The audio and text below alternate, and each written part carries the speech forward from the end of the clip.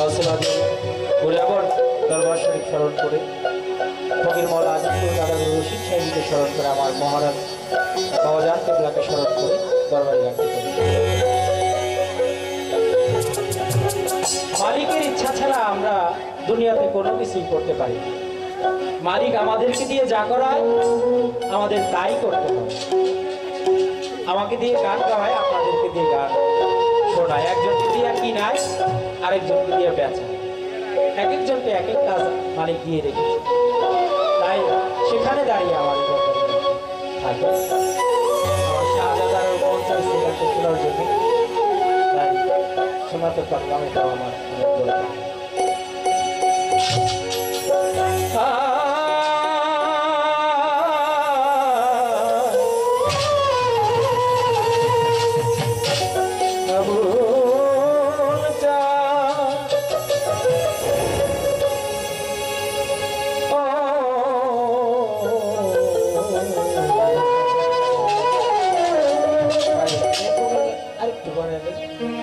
আর হাইটা একটু কষ্ট হচ্ছে।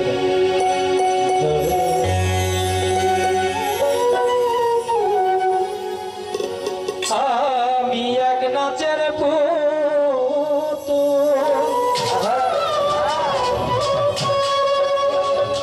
আমি এক নাচের পুতুল,